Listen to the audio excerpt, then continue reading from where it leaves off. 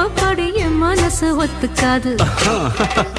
செந்தூர பாண்டிக்கு ஒரு சோடி கிளி கூட சோழ கழுது போல